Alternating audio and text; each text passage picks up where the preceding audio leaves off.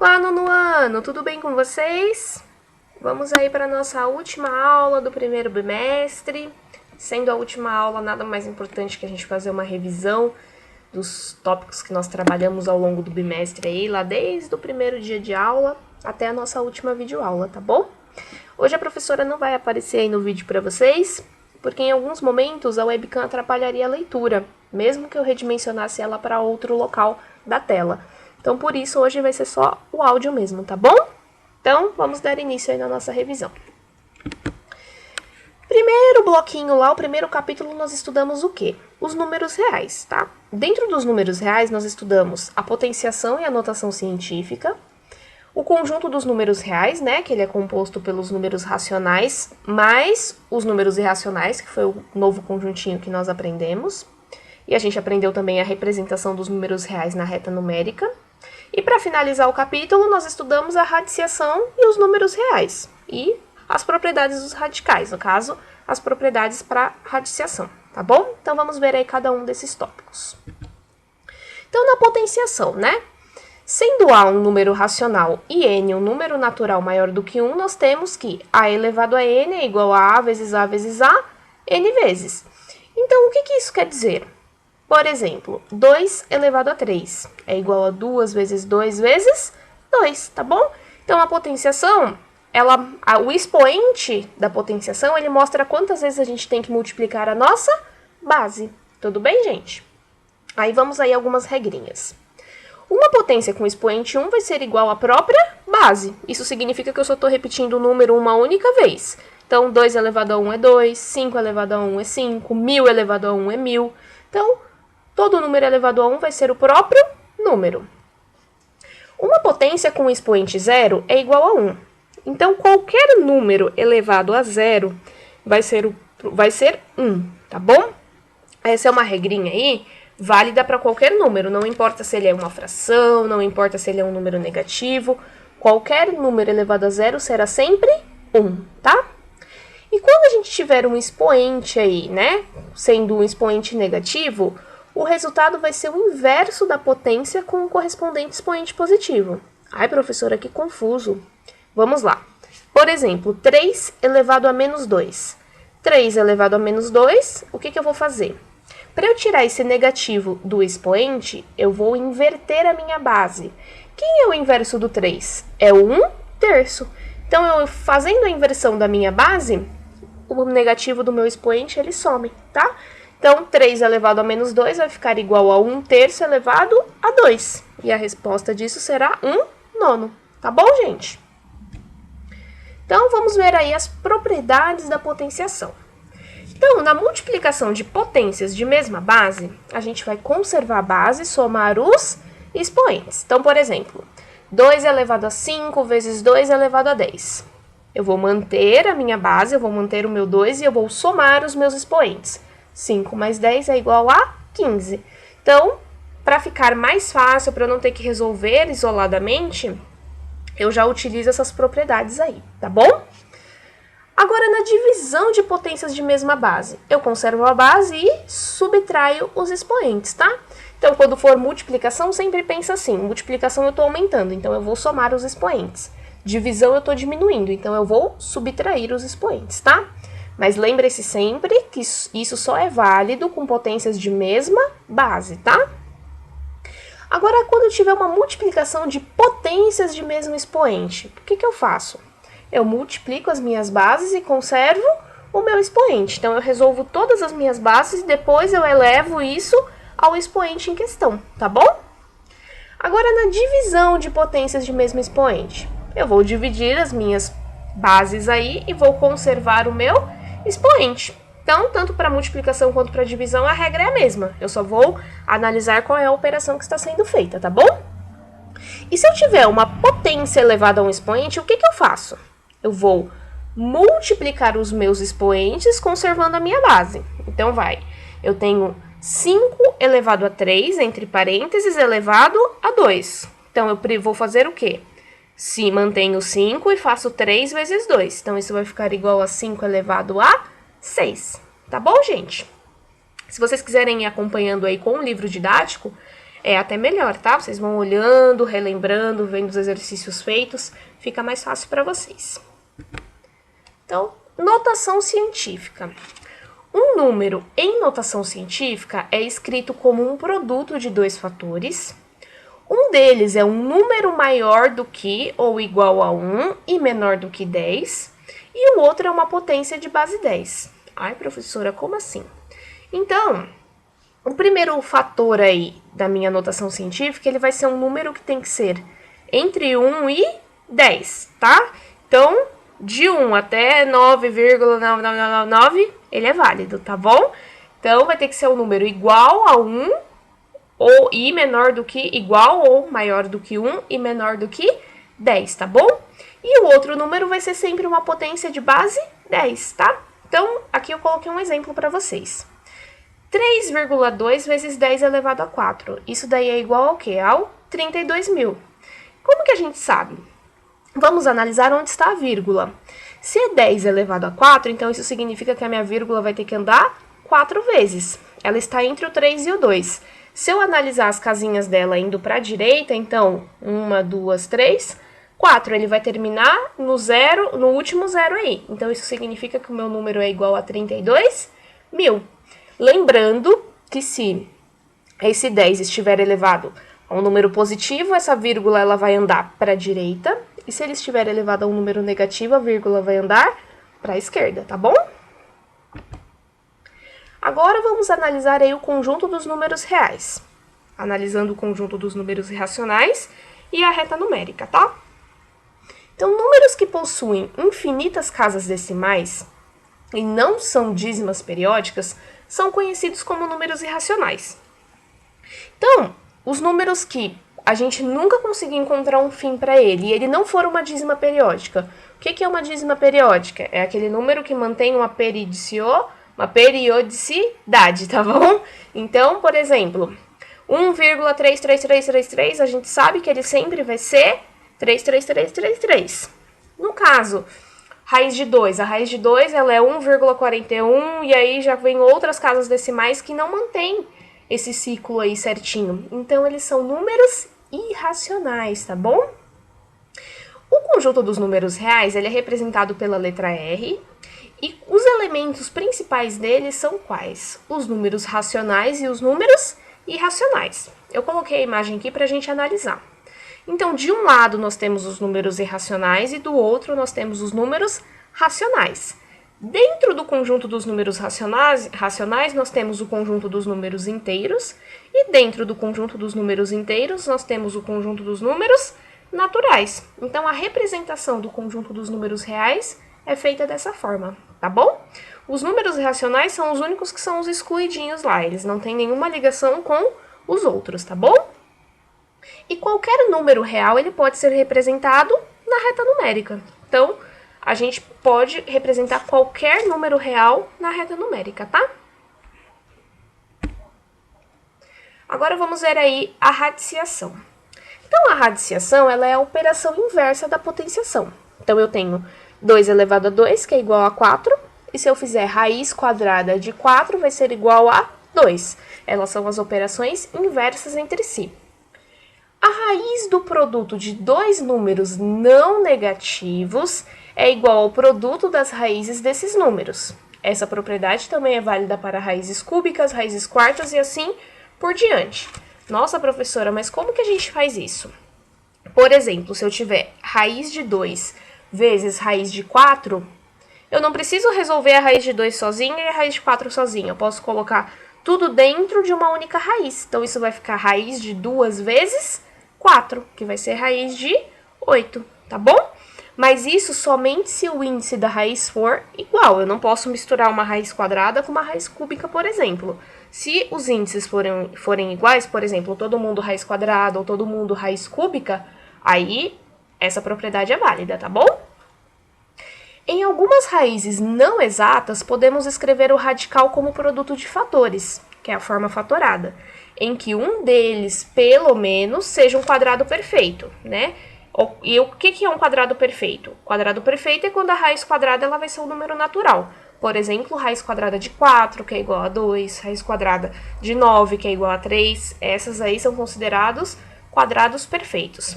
Então, vamos explicar a propriedade aí.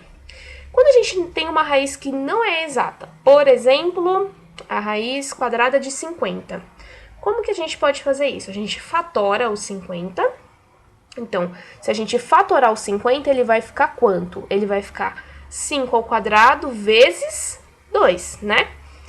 E aí, o que eu posso fazer? Eu posso cancelar esse quadrado, que está no 5, com o quadrado da raiz quadrada. Então, esse 5 ele vai para fora da raiz.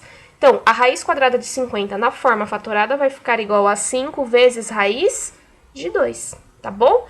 Para que a gente utiliza isso? Porque quando a gente fizer isso, a gente pode aplicar a próxima propriedade, né? Em expressões com radicais, pode-se adicionar ou subtrair os termos semelhantes. Então, por exemplo, se eu tiver 5 vezes raiz de 2, mais 3 vezes raiz de 2, mais 4 vezes raiz de 2. O que eu posso fazer? Como todo mundo é raiz de 2, eu posso somar aí os termos que estão acompanhando a raiz. Então, por exemplo, 5 mais 3 é igual a 8, 8 mais 4 é igual a 12. Então, isso daí ficaria igual a 12 vezes raiz quadrada de 2, tá bom? Isso somente quando a raiz for igual, tá? Tem que ser exatamente todo mundo, por exemplo, sendo raiz quadrada e com o mesmo radicando, tá? Então, vamos analisar agora aí a questão da semelhança, tá? Semelhança foi o segundo capítulo que nós estudamos. Então, dentro da semelhança, nós estudamos as vistas ortogonais e perspectiva, vistas ortogonais, perspectiva isométrica e a perspectiva linear. Estudamos também os polígonos semelhantes, como que a gente faz ampliação e redução de figuras, figuras semelhantes com a malha quadriculada e figuras semelhantes através da homotetia. E no finalzinho nós estudamos a semelhança dos triângulos. Então, vamos ver aí. Nas vistas ortogonais, o que a gente estudou? Que dentro de uma projeção ortogonal, a gente representa um plano, né? Sobre um plano, detalhes do objeto de acordo com o lado que está sendo observado. Então, a gente observa a vista frontal, a vista superior e a vista lateral. Lembrando sempre que a gente tem que analisar em que posição o observador está. Se o observador estiver vendo, por exemplo, aqui de frente, essa é a minha vista frontal. Automaticamente, a que estiver ao lado vai ser a vista lateral e a que estiver de cima, a vista superior. Então, para a gente analisar as vistas, sempre pela perspectiva do observador, tá? E as projeções ortogonais, elas são utilizadas para representar as formas tridimensionais por meio de figuras planas. Então, a gente vai planificar essa vista. Lembrando lá, nós estudamos da página 24 até a página 27, que nas vistas a gente planifica o objeto tridimensional, tá bom? Para a gente ter uma análise de como ele é dentro de um plano, tá? E aí a perspectiva isométrica, né? Ela é uma ferramenta de representação gráfica. Ela faz desenhos que transmitem a ideia de 3 dimensões, né? Comprimento, largura e altura. E aí existem diferentes tipos de perspectiva, dentre as quais a isométrica e a linear, são as duas mais utilizadas, tá? Então, a perspectiva isométrica, ela se baseia no quê? Ela se baseia em um sistema de 3 semirretas que apresentam o mesmo ponto de origem e formam um ângulo de 120 graus entre si. Lembram lá, na página 28 do livro didático, tem essa análise, vocês fizeram um trabalhinho para mim em cima disso, tá bom? Então, são 3 semirretas, que elas saem do mesmo ponto de origem, e elas formam um ângulo de 120 graus entre si. E aí, existem diversos passo a passo aí, né, que auxiliam no traçado desse tipo de perspectiva. Para fazer esse tipo de perspectiva, não dá para ser com a malha quadriculada. É utilizado uma malha que se chama malha isométrica, né? Essa malha, ela apresenta uma rede de linhas que formam ângulos de 120 graus entre si. Essa malha, ela auxilia para a gente fazer esse desenho com a ideia de tridimensionalidade, tá bom? E aí a perspectiva linear, né? A convergência das linhas para o ponto de fuga, ele cria a ilusão de profundidade. Essa perspectiva tem origem em um sistema de projeção cônica e é conhecida como perspectiva linear. No entanto, há retas paralelas na realidade que se mantêm paralelas na fotografia. Então, lá no livro, vocês lembram que a gente estudou aí as linhas, né? de uma pista de corrida aí, né, os campos de uma pista de corrida. Então, se a gente olhar de um determinado ângulo, quando chegar lá no final, a gente não vai conseguir mais analisar, ele vai converger para um ponto de fuga. Se a gente olhar de cima, ela vai ser exatamente a mesma coisa. Então, essa questão da perspectiva linear, ela trabalha com a gente quanto mais distante nós estivermos de um objeto, menor parece que ele é. Vai chegar um momento que ele vai ter um fim pra gente. E quanto mais próximo, maior, né? Mais ele vai estar realmente de acordo com o tamanho original dele, tá? Então, para a gente realizar um desenho em perspectiva linear, nós temos que começar pela escolha da posição da linha do horizonte. Então, lá na página 31 tem o passo a passo, tá? E do ponto de fuga também. No caso, a gente pode considerar um ou mais pontos de fuga, tá? Essa parte eu só tô fazendo uma revisãozinha com vocês, mas é uma parte que dificilmente ela é cobrada de vocês em vestibulares. Às vezes só alguma análise, tá? Mas não que vocês vão ter que criar o desenho em si, tudo bem? Então, polígonos semelhantes. Dois polígonos são semelhantes quando os ângulos correspondentes são congruentes e os lados correspondentes são proporcionais. A razão entre as medidas dos lados correspondentes é chamada de razão de semelhança. Então, para a gente ter dois polígonos semelhantes, é importante o quê? A forma vai ter que ser a mesma e os ângulos internos vão ter que ser congruentes, tá? No caso, os ângulos correspondentes, eles têm que ser congruentes. Os lados, eles vão ter que crescer de forma proporcional. Então, se do lado direito eu aumentar 2 centímetros, do lado esquerdo também eu tenho que aumentar 2 centímetros e assim por diante, tá bom? Por quê? Porque senão ele não vai conseguir apresentar pra gente essa razão de semelhança. A razão de semelhança, quando eu fizer um lado com o outro, ela vai ter que ser a mesma, tá bom? E aí, por esse polígono semelhante, essa ideia de polígonos semelhantes, nós podemos fazer ampliação e redução de figuras.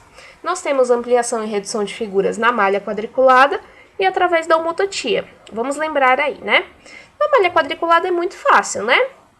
Basta que a gente aumente o tamanho dos quadradinhos da malha e, para reduzir a figura, basta que a gente diminua. Nesse caso, assim fazendo, né, a gente pode reproduzir o que está em cada quadradinho da malha, obtendo uma figura semelhante à original. Então, se eu aumentar 2 quadradinhos para cima, eu vou aumentar 2 quadradinhos para o lado, vou aumentar 2 quadradinhos para baixo e assim por diante. Ou, se eu quiser diminuir, é o mesmo processo, tá bom? E através da homotetia? Através da homotetia, ele é um pouco mais trabalhoso, mas vamos dar só uma analisadinha aqui. Então, a transformação por homotetia, ela mantém um ponto fixo O, chamado de centro de homotetia, e multiplica a medida de qualquer segmento de reta que passe por esse ponto por um fator constante K, chamado razão de homotetia. Então, por exemplo, o segmento OB.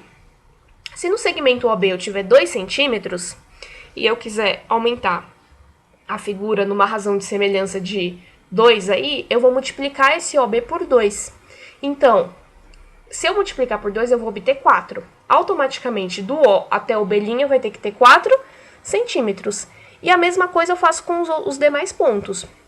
Então, se do O até A tiver 1,5 cm, por exemplo, e eu multiplicar por 2, do O até o A' vai ter 3 centímetros. Se do O até o C tiver 2,2 centímetros e eu multiplicar por 2, quando for do O até o C', vai ter que ter 4,4 centímetros e assim por diante. Eu tenho que multiplicar todos os meus segmentos de reta aí pela mesma razão K, no caso, né, que é a razão de homotetia. Quando eu fizer isso e ligar os pontinhos lá, o A', B', C', D' e E', eu vou ter a figura ampliada. E no caso de eu fazer redução, é a mesma coisa, só que a redução, no caso a figura ela vai ficar entre a original e o ponto de origem, tá bom? Agora, para finalizar aí, a semelhança de triângulos, tá? A semelhança de triângulos, ela pode ser verificada com base em outros critérios, além do que já sabemos válidos para as demais figuras geométricas. Então, qual que é o critério que a gente sabe que é válido para as figuras geométricas? Todos os lados eles têm que crescer proporcionalmente entre si, mantendo os ângulos correspondentes congruentes. Então, esse daí é o critério que a gente sabe válido para todas as figuras geométricas. Mas no caso do triângulo, nós temos mais alguns casos, então vamos analisá-los aqui. O primeiro caso, que é o AA, que é o ângulo-ângulo, a gente analisa ele como? A gente pode verificar que dois triângulos são semelhantes quando eles tiverem dois ângulos correspondentes congruentes. Então, dentro de dois triângulos aí, se os dois ângulos deles correspondentes forem congruentes, consequentemente o terceiro também será. Então, basta que eu tenha dois ângulos congruentes para que esses dois triângulos sejam semelhantes, tá? O segundo caso é o LAO, lado, ângulo, lado. Então, dois triângulos eles serão semelhantes quando eles tiverem dois pares de lados correspondentes proporcionais e os ângulos formados por eles congruentes. Então, eu tenho dois lados. Nesses dois lados, o ângulo formado tem que ser congruente também. Então, pode ser que entre os dois lados eu tenha aí um lado com 4 centímetros, o outro lado com 3 centímetros. No outro triângulo, eu tenho um lado com 8 centímetros e outro lado com 6. Mas o meu ângulo entre eles é congruente, por exemplo, 60 graus. Então, isso significa que esse triângulo ele é semelhante. Eu não preciso nem analisar o terceiro lado, tá? E o terceiro caso é o LLL, lado, lado, lado. Então, dois triângulos, eles serão semelhantes quando eles tiverem os três pares de lados correspondentes proporcionais. Esse terceiro caso, ele é o mesmo caso que a gente verifica para as outras figuras geométricas, tá? Nesse caso do triângulo, né, LLL, se eles tiverem os três lados correspondentes congruentes, então significa que os seus ângulos também serão, tá? Eu não preciso nem analisar o ângulo nesse caso, mas somente no caso do triângulo, tá bom?